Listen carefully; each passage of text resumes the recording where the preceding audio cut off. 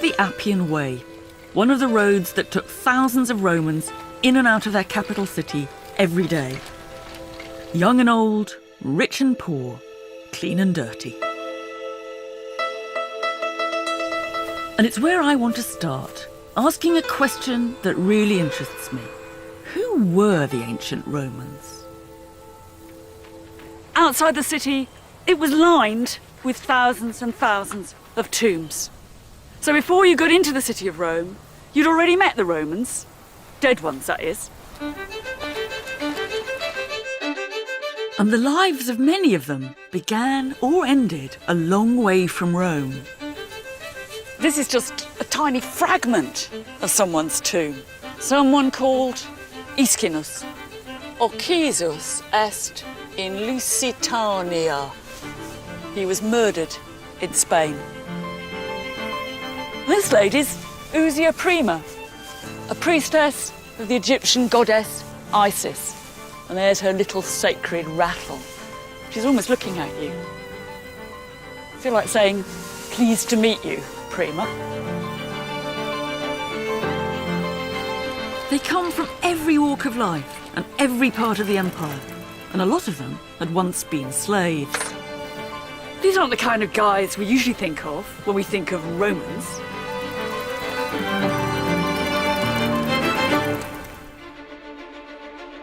These Romans all lived at the centre of a vast empire that stretched from Spain to Syria and which dominated the Western world for over 700 years. Like it or not, ancient Rome is still all around us, in our roads, laws, and architecture. We keep on recreating it in film and fiction, and every year thousands of us trek here to see its monuments up close, and to imagine the emperors and the armies, the gladiators, and let's be honest, the gore.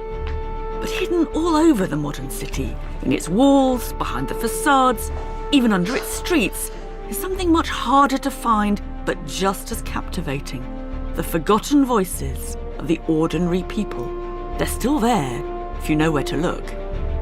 Calidius Eroticus means Mr. Hot Sex. This is a Roman ménage à trois. This wasn't just a mugging, this was mass murder. The Romans didn't just carve their names and dates on their tombstones. Keen never to be forgotten, they left their thoughts, their achievements, even entire life stories chiselled into stone. It's a unique record of real Roman lives. I've spent most of my life with the ancient Romans, and not just the big guys, the emperors, the politicians, the generals, the posh ones. The people I've most enjoyed getting to know are the ordinary ones, who had their own part to play in the story of this extraordinary city. And what gets to me every time is that we can still have a conversation with them, even 2,000 years later. In this series, I'm going to get their voices speaking again, to piece together a very different story of life in ancient Rome. I'll step behind the doors of their homes to meet flesh and blood Roman families, whose lives and possessions can reflect our own in surprising ways. This is something a bit special. She's not just Barbie, she's Empress Barbie. I'll go down into the streets where the dirt, crime, sex and humour in everyday Roman life shows us what it was like to live in an ancient city of 1 million people. Baths, wine and sex, he said, ruin your body. True. But they're what makes life really worth living. But I'll start by telling the real story of Imperial Rome, looking beyond the violence and spectacle to find a global city which reached for talent and treasure from the far ends of the earth. A place where everything and everyone was from somewhere else. These are the Romans I'm interested in. Welcome to my Rome.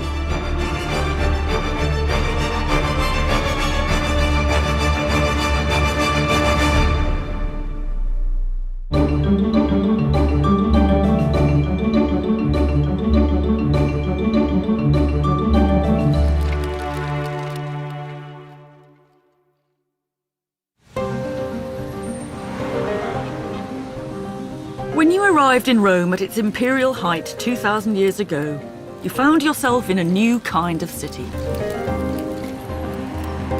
Rome had once been a small city-state, but in conquest after conquest, it became capital of a vast empire. A place in which, for the first time in history, 1 million people from 3 continents managed to live together. One thing we know about Rome is it wasn't just a city, it was an empire. And for us, that means marauding armies, conquering generals, and bloodthirsty emperors. We tend not to think about the ordinary people who lived here at the very heart of it all. For them, the empire brought them into contact with the whole world, from Scotland to Afghanistan. And it made this city a more cosmopolitan place than anywhere had ever been before or would be again for hundreds of years. And we're always asking, what did the Romans do for us? I think we should be asking, what did the empire do to the Romans? And who were those Romans anyway? Around the city, there's more evidence than you'd think for the impact that Roman conquest had on the lives of ordinary people here. All it requires is that we look from a slightly different angle.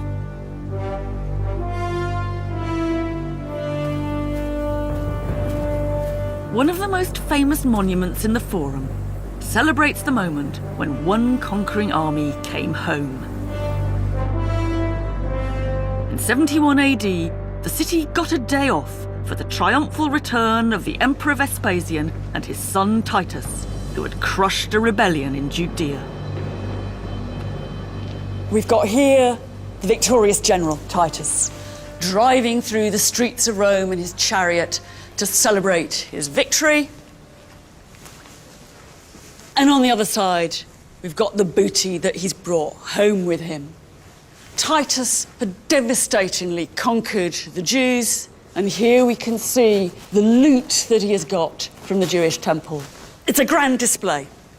But what I want to do is try and undercut the pomposity of it a bit, and to ask, what was it like for the people, the ordinary Romans, who showed up to watch this, left their apartments and came to see the spectacle? A triumph like this would have been the first sight the Roman people had of all the things the armies brought back from their distant victories. The rich spoils, the maps of the conquered territory, the models of the fighting, even the trees that they'd uprooted and brought back to Rome. How did people react? Some must have gasped, others would have jeered the captives, or maybe their minds were on other things. One Roman poet recommends the triumphal procession as a place to pick up a girl. How would you do it? Well, he says, watch the stuff go past, nudge up to her and say, oh, I think that's the Euphrates there, and that's the Tigris over there. You don't have to know, he says, you just have to sound confident. And then you'll make your own conquest. It's a good joke, but it also hints at the way Roman lives could be changed by the spoils coming back from the empire.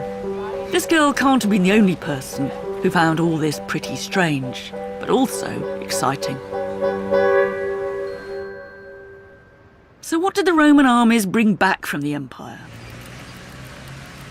The import that made the biggest impact is one we don't think about often enough: human beings. These are forgotten people, but if we take the time to listen, we can still hear the voices of some of the millions who followed the Roman armies into the city for all sorts of different reasons. This is for my brother, Habibi Anu from Palmyra. I'm Germanus, Regulus's mule driver. This is for Diocles, champion chariot racer from Spain. Here we've got a young slave girl, aged 17, Phryne, the slave of Tortula, Africana. She came from Africa. This one is put up by a soldier for his wife Carnuntilla, born near Vienna in ancient Pannonia. What's weird is that Carnuntilla isn't really a real name. It comes from the name of a town in Pannonia, Carnuntum. It means sort of my babe from Carnuntum. So my guess is he perhaps bought this girl as a slave. He freed her. He brought her back to Rome. He married her. But sadly, his babe from Carnuntum died when she was just 19. Poignant stories like this are everywhere in the city. They remind us of the different ways real lives could begin abroad and end in Rome. But there's more to it than that. These people weren't just brought in to serve the Romans, they were becoming Romans. One of the tombs on the Appian Way gives us the other side of the story of the Arch of Titus. It's a tombstone of 3 guys, one called Barika, one called Zabda, and one called Akiba. Typical Jewish names. So the question is, what's the story of Barika, Zabda, and Akiba? How did they get here? If they did start out life in Judea, how come they end up as Roman citizens in Rome? It's more surprising than you think. To judge from the letters and how they're written on this stone, this was carved in the 1st century AD. And at that point, we can put 2 and 2 together. I'm almost certain that these 3 men must have been part of the Jewish rebellion against the Romans in the late 60s AD. These men surely came into Rome with Titus's army as prisoners of war. It must have seemed like the worst moment of their lives. Jeered at, catcalls, people throwing things at them. But perhaps worse was to come.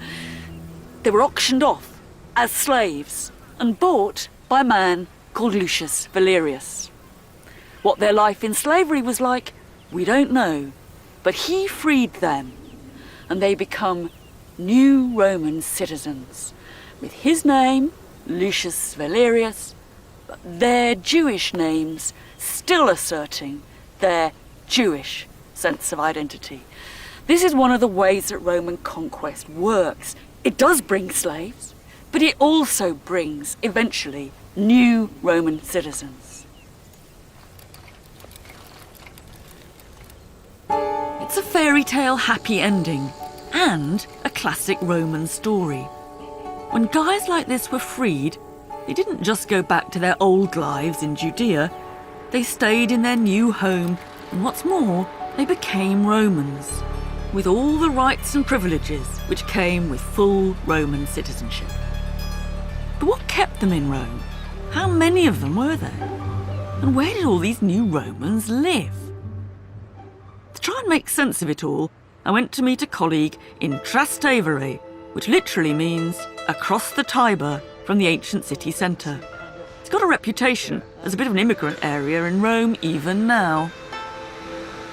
This area, Trastevere, across the Tiber, was the fringe of the ancient city of Rome, and this is where we have the biggest evidence for immigrant communities, Jews, the Syrians. I guess if you said to an ancient Roman, where's the biggest immigrant area of the ancient city of Rome, they'd have said...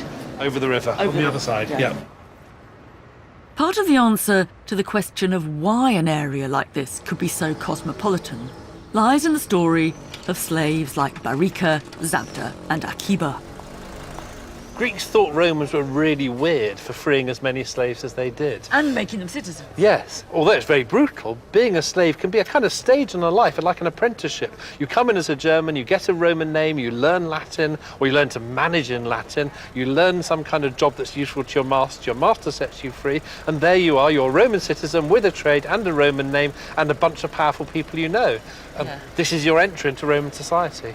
Now, multiply that by hundreds and thousands of slaves being freed, and you can see that the whole ethnic nature of the people who call themselves Roman citizens is really changing very quickly. Roman is it's a kind of vocation, it's a movement into which other people are drawn. This was a completely new idea, and in many ways, the secret of the empire's success. Roman was no longer a word which described the city you came from. It was something you could become. Almost everyone in Rome was descended from someone who arrived from outside, not just ex-slaves. People coming in to work on the docks, builders, prostitutes, peasants who come into Rome because they think that they can eat there because they can't eat at home. So this huge sort of chaotic mix of people who arrived not knowing anybody. Yeah. These were journeys into the unknown, and into a place where there was no guarantee you would survive. And oddly, that was one reason that Rome welcomed people in. Any city the size of Rome has to have immigration because the number of people who die in it greatly exceeds the number who are born. Rome's a malarial city in antiquity. So people come here who don't have any immunity, they catch the disease, they're dead within years. So just to keep Rome the size it is, it needs to constantly top up the population. Rome is swallowing people. It's actually, it's a city which consumes people, spews them out dead. Perhaps we should stop thinking of Romans as a nation, a master race who conquered the world, and think instead of a babel of rootless people piled up together a long way from home. And no doubt hoping for a brighter future. Because for foreigners, Rome wasn't all doom and gloom. Sometimes, I guess, people would have come to Rome just to seek their fortunes. This is an epitaph written in Greek of a man who's said to have been always laughing, always having a joke, and really good at music. He might have come as part of a band, I guess. And actually, the stone tells us that he came to the land of Italy ex Asies, from Asia. That's modern Turkey. It says he died here when he was young, and it ends up saying Tounoma Menophilos in Greek. Menophilos is the name. Now, Rome might have consumed people. It might have been a dangerous place. It might have been disease-ridden and dirty. But I guess to a man like Menophilos, the streets must have seemed paved with gold.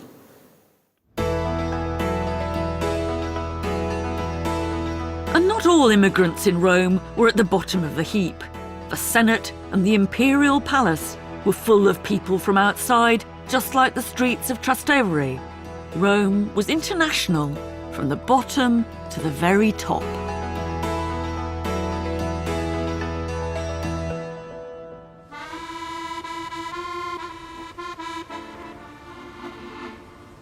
Increasingly, this city belonged to the likes of Menophilos.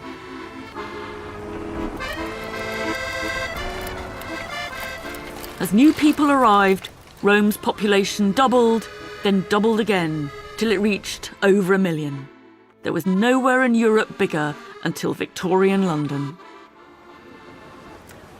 We think of Rome as a very old city. But 2,000 years ago, this place was brand new. It must have been full of building sites, new high-rise, of temporary accommodation. It must have felt a bit like Dubai. But there's a big question. If you've got a mass of 1 million people from everywhere, how do you keep them alive? How do you feed them? How do you keep the vast Roman multicultural show on the road? Feeding 1 million people was a completely unprecedented challenge. Bang in the centre of the modern city is a site which gives you an idea of the colossal scale of consumption in ancient Rome. Locals call it Monte Testaccio, that's Broken Pot Mountain. I think it's one of the most extraordinary archaeological sites anywhere in the world. Phew. Made it. This is absolutely extraordinary. Each of these fragments was once part of an ancient Roman storage jar. What is amazing about this is that you really see here that it is a broken pot mountain. There's no earth mixed in with the other stuff. So you see how actually quite neatly these sherds of pottery have been stacked. It's a mountain, not a heap. It's a real hill, but there's nothing natural about it.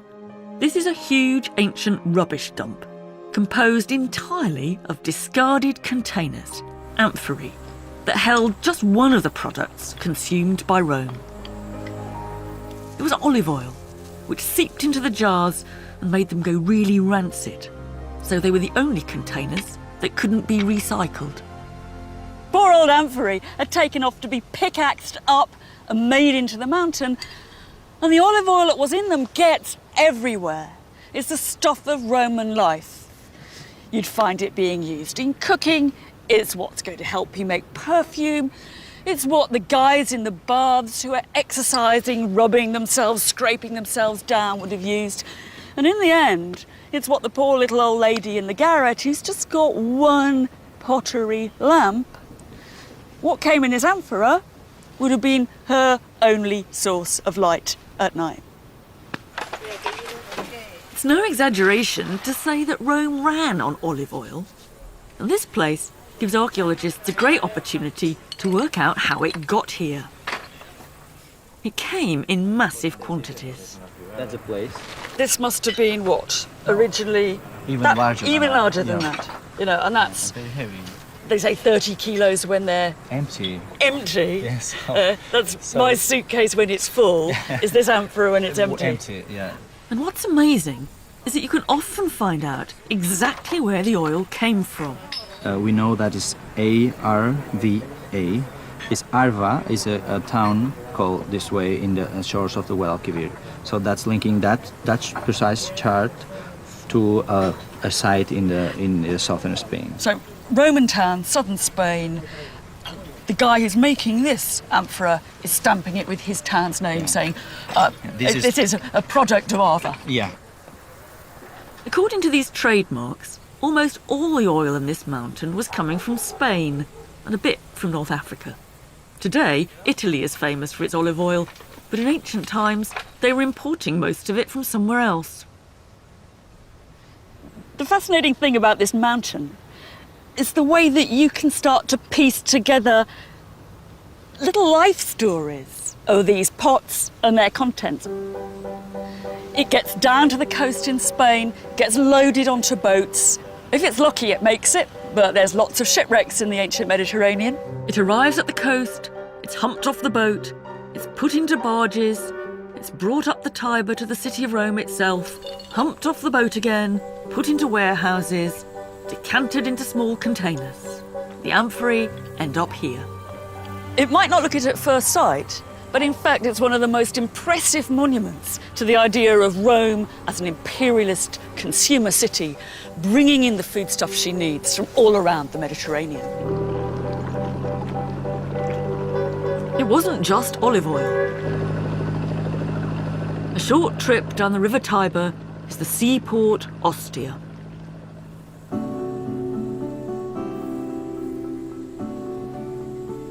Today, Ostia is one of Rome's best-kept secrets, and it helps us discover what Rome was importing from where.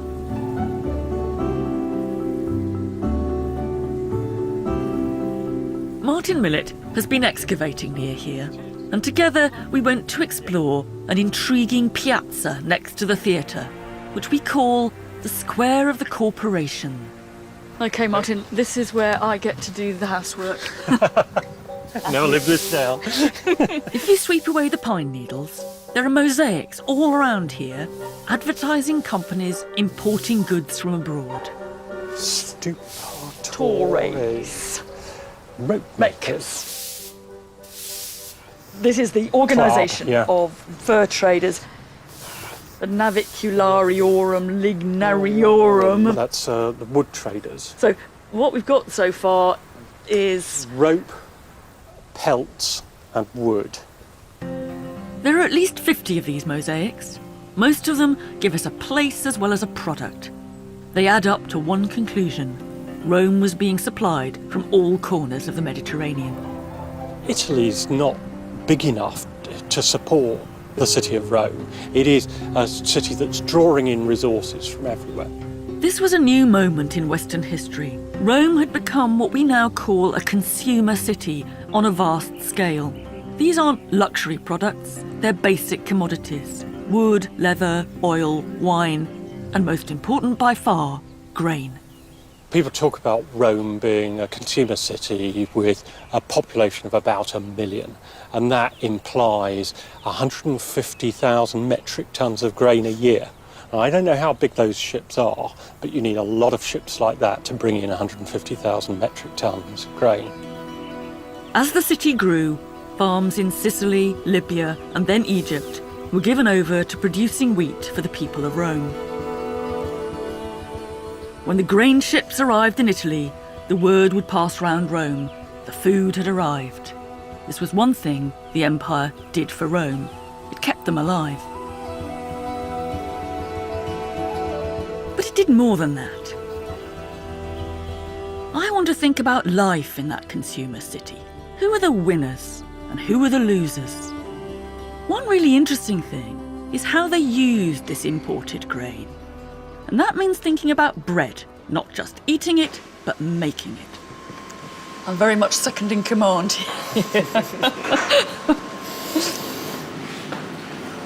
Wait, because Okay, so I'm now being trusted with the action. 200,000 Roman citizens living in the city of Rome got each month what was called a corn dole, a free ration of corn. That means about 35 to 40 kilos of corn, which was enough to make bread for a month for about 2 people. This was an extraordinary privilege for citizens in Rome. 200,000 of them received free rations from the state. But how did it work? Many of them lived in one-room apartments with no kitchens, so they relied on the baker to turn their 40 kilos into something they could eat. You gonna try it? yeah, Proviamo. good. Not bad for a first attempt. It's not bad. And also, it's wonderful people's food. This is tearing and sharing bread. You don't even have to own a bread knife to be able to tuck into this. That's good. For poor Romans, this was the staple food that kept them alive, but they didn't distribute it in the way we would expect. You've got to put out of your mind, I think, this was some kind of proto-welfare state. Sure, some of the poor would have benefited from the grain, but charity wasn't what was uppermost in the emperor's mind when he put all that time and money into distributing this grain. What he was concerned about was the idea that a hungry populace was a dissatisfied populace, and a dissatisfied populace was a dangerous one. Also the fact that the distributions didn't go to the poorest in Rome. They went only to Roman citizens themselves. You had to be a citizen in order to get this grain. And that made it a really important perk of being a full Roman. In a way, what this tells us is that being a full citizen of Rome was a privileged status to which outsiders could aspire. And perks like the grain handout help you understand why people wanted to be Roman. But it also shows us that all these things, the empire, the imports, the new citizens, were all part of a cycle. The bigger Rome got, and the more it consumed, the bigger the empire had to be to support it. So how did Rome's massive consumption change life in the city? Well, for one thing, this was one of the best times in history to be a baker. And it's a baker who left one of the strangest monuments in Rome, now hidden beneath one of the main city gates. It's the tomb monument of a man called Marcus Vigilius Eurysakes. He's almost certainly an ex-slave, and he was a baker and a contractor. He must have made a whole pile of money in that job, otherwise he wouldn't be able to afford a tomb like this.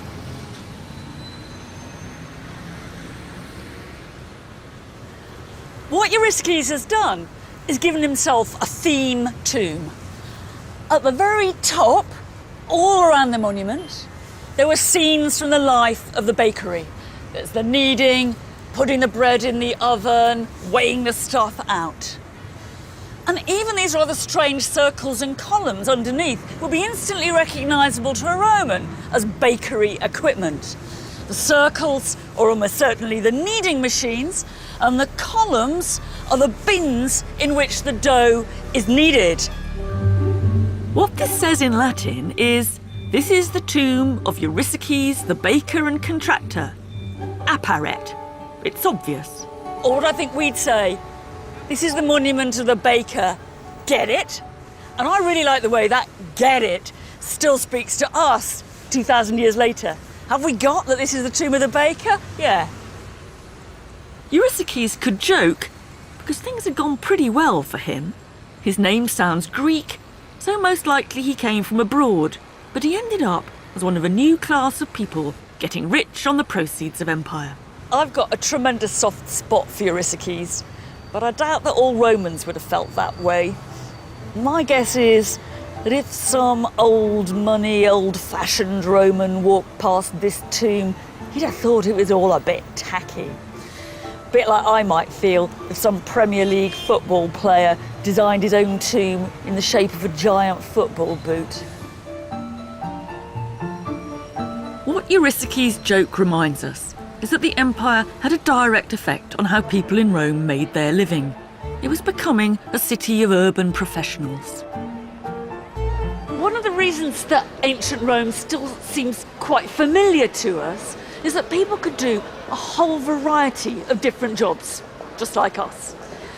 But it's important not to forget that, obvious as that seems, it was actually one of the ways in which the city of Rome was radically new and different. In the traditional small ancient city, the idea was that the inhabitants were, well, all-rounders. The same men fought the city's wars, ploughed the city's fields, and produced the city's food. But in imperial Rome, because of the huge size of the city, those duties were outsourced. The food now came from overseas. It wasn't made by local farmers. And the armed forces that were stationed around the Roman Empire, they weren't just citizens doing their military duty, they were making a career out of the military. The empire freed, or you might say forced, Romans to make a living by specialising. Whether that was being a pearl trader, a warehouse manager, or even a hairstylist to the rich and famous. What this did was create a completely new way of differentiating between people. If you'd asked an Egyptian or a Greek who they were, they'd have given their father's name or their hometown. If you'd asked the average Roman, I bet he'd have told you what he did for a living. Well, they do on their tombstones, at any rate. These guys are working in the Piperataria. That's the pepper market. These are just warehouse men, horiariorum. And here's a bloke, he's a sagarius, a big overcoat maker. Perhaps a saga is the ancient equivalent of a duffel coat. An accounts manager. Oh, she's great. She's a piscatrix. She's a female fishmonger. And he was a gold worker. And here is an urn, an ash urn, for a lady called Celia Epire. And she was an Auri Vestrix. She was a very, very, very upmarket clothes maker. It's very striking how each one of these people does tell you on their tombstone what they did. Now, I think we have to relate that to the sheer size and potential anonymity of a great imperial metropolis. In a world without ID cards, without passports, without birth certificates, how do you know what you are, who you are? You know that because of your job. I am Celia Epire, a luxury clothes maker. How do you make your identity clear? You say, this is what I do. This is where Imperial Rome gets really fascinating for me. This is not simply a story of one city getting rich off the back of everywhere else. It's a story of a place where people were trying a new way of living. They arrived from across the world and became a small cog in this big machine. You maybe didn't know your neighbours and they didn't know you. Everyone was looking for new ways to make their mark and stand out. The empire didn't only help people to move up in the world, it helped those who did to show that they'd made it. It created new opportunities for conspicuous consumption.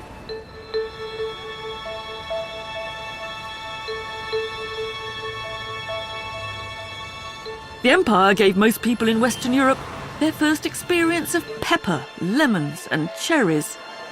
One po-faced Roman complained that cooking had gone from a mere function to a high art.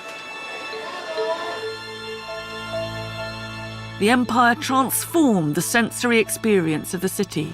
There were new smells, new tastes, new colours. And nowhere is this clearer than in the elaborate paintings many better-off Romans put on their walls. In Pompeii is perhaps the most famous Roman painting of all. Pretty strange scene, phallus appearing, and some female suckling a goat. But it was probably the colours that would have dazzled an ancient visitor as much as the racy subject matter. Now, we mustn't make the mistake of thinking that the poor old Romans lived in black and white until they started conquering the Mediterranean. Of course, there were all kinds of local minerals and plants that would give them pigments for paint. But as time went on, they got more and more interested in the special and bright colours that you could get from their far-flung territories. Now, this here is one of the best candidates there is for real red Spanish vermilion, lovely lustrous red. I think we have to imagine that if you came to dinner here and the generous host started showing you round, he might have come and said, now, this lady here is whipping this one because, etc., etc. But he might have said, it's a really lovely red, isn't it? Actually, it's Spanish vermilion, specially imported all the way from Spain. I paid for it as an extra myself. We live in a world of cheap, bright synthetic colours, but the Romans didn't. In Rome, bright colours smacked of a kind of luxury that only came from abroad, and the desire for them created an even more niche range of jobs for ordinary Romans on the make. This is a guy who was really keen on what he did. He put up this tombstone when he was alive, vivos fecit, for himself and for his family. And he put on it symbols of the tools of his trade. Now, he worked as a dyer in the dyeing industry. And you've got here little flasks in which his dye went, scales in which he measured out his ingredients, and the skeins of material that he dyed. But he wasn't any old dyer.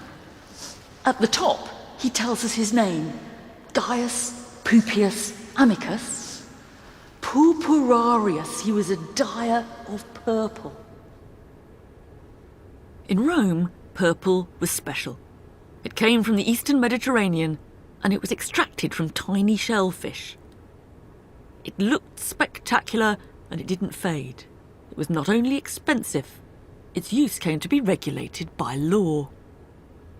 If you saw a man in the street wearing a toga with a broad purple stripe, you'd know that he must be a senator, one of the political elite, and the only person later on in the Roman Empire who was allowed to wear clothes completely of purple was the Roman emperor himself.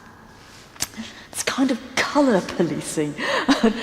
It's a bit like as if Queen Elizabeth II was the only person in the country who was allowed to wear pink. But it tells you quite a lot about Rome and the Roman Empire. That this one very visible marker of political and social status should have been the product of something that came from the far eastern side of the Mediterranean. No wonder Gaius Pupius Amicus was proud of being a purpurarius. The story of colour isn't just a story of luxury. It's a story of identity, the power that conspicuous consumption had to mark you out as someone special, whether you were supplying them or consuming them. All these imports helped you distinguish yourself. Like products and people, even new gods arrived from far-flung parts of the empire. You could have your own style, your own taste, your own beliefs. But let's not get too carried away by all this exotic stuff that the empire offered up. What the foreign purple on the senator's toga tells us is that you could be completely foreign and absolutely Roman at the same time. The Romans had a way of thinking about other cultures that is quite unlike our own. We really mustn't make the mistake of kind of imagining that Rome is a sort of touchy-feely cultural melting pot. Yes, and if you wear the wrong clothes, they make fun of you. If you speak strangely, they make fun of you. They're big conformists. Yes. There's too many Greeks here. The Jews don't eat food properly on the Sabbath, all that sort of stuff. Yes, why don't they eat pork? And how silly. The poet Marshall, who's going on about the Puella Romana, who hasn't experienced a mentula romana, the Roman chick who's never had a Roman dick. I mean, it's crude stuff, but, nasty in its way. The irony is, the man who wrote this came from Spain. They're not laughing at other races, they're laughing about people who don't do things the Roman way. Although people come to this city from all over the world, you don't end up with a Chinatown or a little Italy in the way that we have in the great metropolitan cities today. And these people are going out, they're ruling the world, the senators are governing Portugal, they govern in Egypt, they govern on the Danube, and they never come back and say, I had this great meal the other day. And they'll talk about ingredients from all over the world, but what you do with it, the actual cuisine, the cooking, it's got to end up proper Roman cookery. Yeah. They've got this city that is unlike anything that's been created before, that has a much greater diversity of people, of customs, of languages, thousands of languages probably, hundreds of languages at least, spoken in the city of Rome, but they only write in Greek and Latin, more or less all the time, tiny bit of Hebrew. What we're seeing here is the most culturally, ethnically, religiously diverse city that there'd ever been in the world, but the way they're doing multiculturalism is quite different from the way we do multiculturalism. Yes, there's cultural diversity, but what there isn't is a diversity of cultures. There's an ironic logic here. Because Roman culture was in itself such an amalgam, they simply saw no need for alternative cultures to exist in parallel, still less to respect them. In Rome, diversity wasn't about separateness. There wasn't a Chinatown or even a Jewish quarter.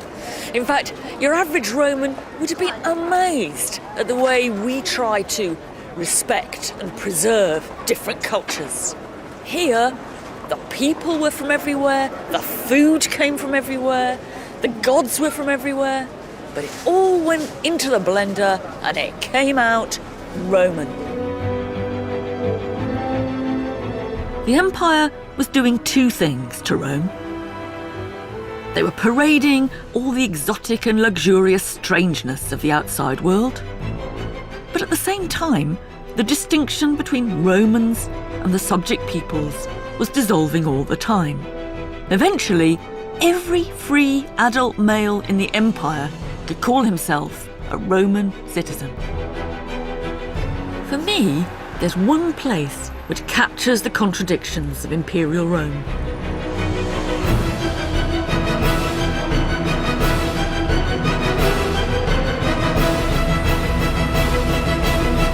There was a people's palace here. It was the Colosseum. It was built and paid for out of the spoils of the Jewish war as a gift to the Roman people. But one thing's for sure, some of them had to climb a lot of stairs.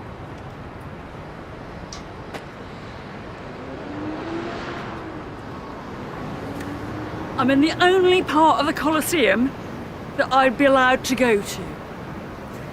Women, slaves, and other undesirables in the Roman world had to be up on the gods.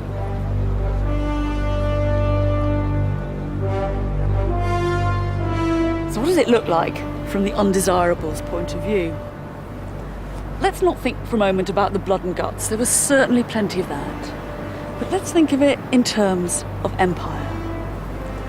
What you had on display in front of you was all the biggest and best the empire could offer. People often compare this to a football match, but if so, this is not just a Premier League, this is the World Cup. Fantastic combat, weird, exotic creatures, animals you could only have dreamt of. When this place opened, they even had a rhinoceros running wild down there.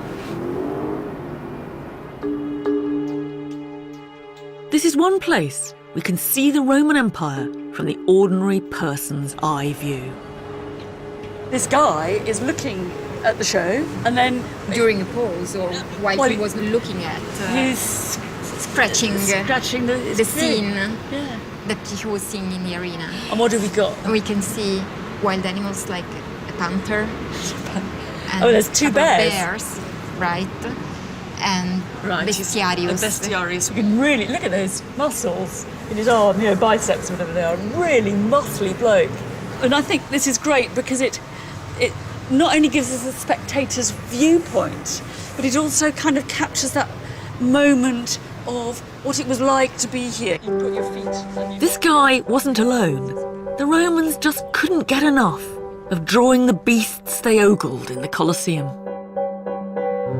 When you saw them for the first time, these exotic animals must have been breathtaking. And the same goes for the other stars of the show, the human performers. This is a fantastic treat for me because it's a real live gladiator's helmet, or a real dead gladiator's helmet from Pompeii. It's very weird and heavy. I'm going to pick it up.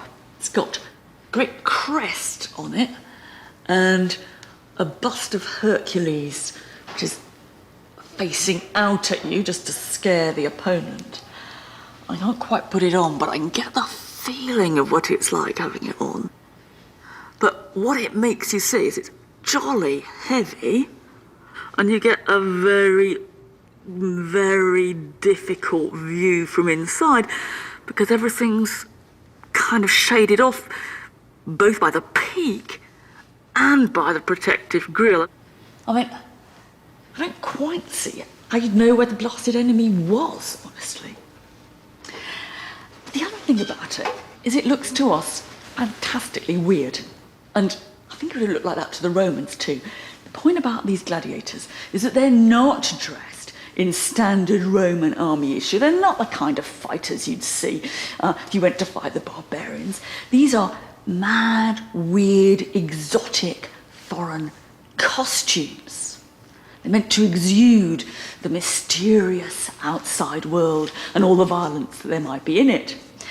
And in a way, I think what we're seeing here is it's sort of a fancy dress. I think what you get the sense was that people had come to see the costume as much as they'd come to see you. Where do I go now? Hard to see. So, when I think about gladiatorial combat, I know that some of it was to the death. People did get killed. But more and more often, it was a show, it was a spectacle, it was theatre. And in my mind, it's kind of more like the sort of charade of wrestling than the real-life combat of boxing. And part of the reason for that was simply economics. You've got hundreds of gladiators, they're extremely expensive. You don't want them killed off too often. Bit of a disparity of size here, but I'm afraid Thrax is out. Whoops. We have a victorious Murmillo. Congratulations. To the Romans, gladiators represented a violent fantasy of the outside world, fighting in their midst. But there's a fascinating irony in the real origins of the men behind the masks. I've got a wonderful drawing, an old drawing here. The original stone has long ago been lost, but it's a tombstone of a man called Marcus Antonius Exocus, who tells us he came from Alexandria to fight in some gladiatorial games put on by the Emperor Trajan. And here's another text of a tombstone put up by a man called Fuscinus, who was a provocator. That's another sort of gladiator. This tombstone's in Greek, and he tells us that he was an Egyptian. These gladiators came from the same wildly different backgrounds as everyone else in Rome. But their real stories were much more mundane than the exotic roles they were forced to play in the arena. It reveals the kind of smoke and mirrors aspect of all this. Because underneath all that, some gladiators were pretty domestic, or they certainly ended up so. They finished up, perhaps long retired, longish life, wife and kids.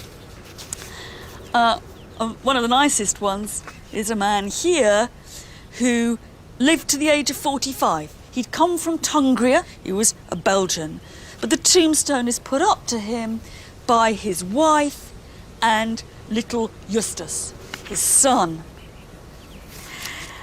And even Exocus, exotic as he looks, seems to have ended up life, to judge from his name, as a Roman citizen.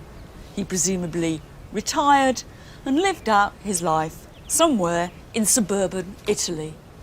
A bit like Marcus Antonius Exocus of Tunbridge Wells. An Egyptian playing the part of a Thracian warrior, then settling down as a Roman family man. To me, that's imperial Rome in a nutshell. The Colosseum dramatised this frightening, thrilling idea of Rome and the outside world. That's all violence, confrontation and strangeness. The truth is that the real empire was not just fighting in the arena, it was sitting in the seats. There are places in the Colosseum reserved for the Gaditani, people of Cadiz in Spain, for an African senator and a Gothic chieftain. In reality, the fearsome barbarians had become Romans and were watching the action like everyone else.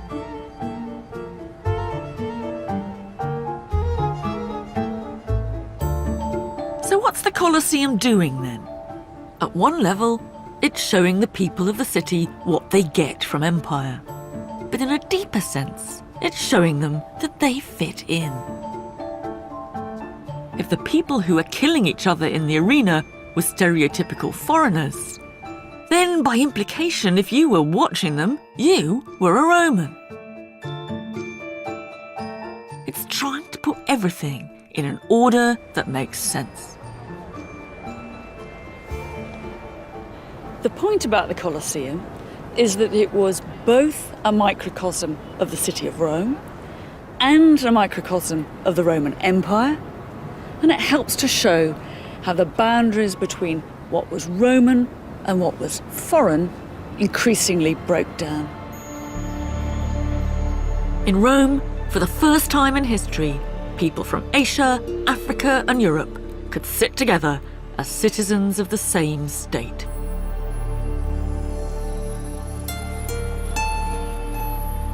Rome was the first global city, and it contained in it all the contradictions that global cities have had ever since. It was diverse, but it wasn't tolerant. Foreign enemies were crucified, enslaved, and forced to fight in the arena. But equally, foreigners could rise to be emperor. The point is, the distinction the empire made was not between Romans and foreigners, but between those who resisted and those who joined in. The key question in our story is, what was it like to live in the world's first city where almost everyone came from somewhere else? There must have been plenty of people who felt very far from home, rootless.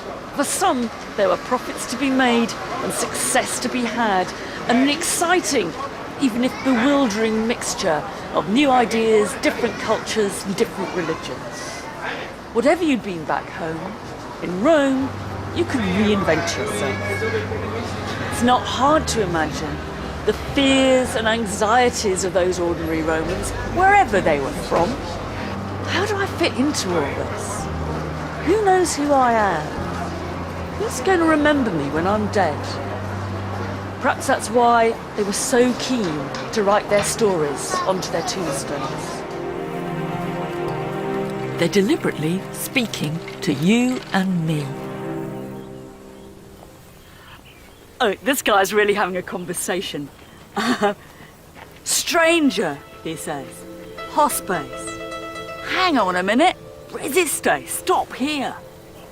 Take a look down to your left. That's where my bones are buried. My ossa. I was a good man. I was a kind man.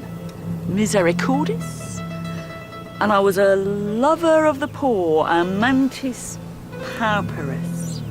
Please, traveller, please, Viator, I beg you, don't mess with my tomb. And the name of the guy is Gaius Atilius Euhodos, the ex-slave of a man called Serenus. Euhodos sounds Greek to me, and he tells us what he did. He was a Margaritarius. He was a pearl seller. That's who's buried in this tomb.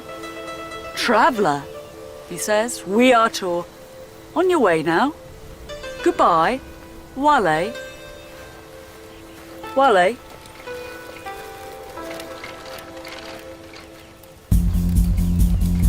Next time, I'll descend into the city streets to explore their high-rise tenements, crime-ridden slums, and life in the bars and the bathhouses.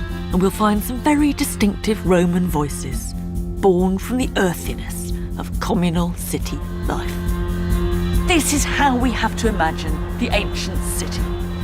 Everyone shitting together. Tunics up, togas up, trousers down, chatting as they went.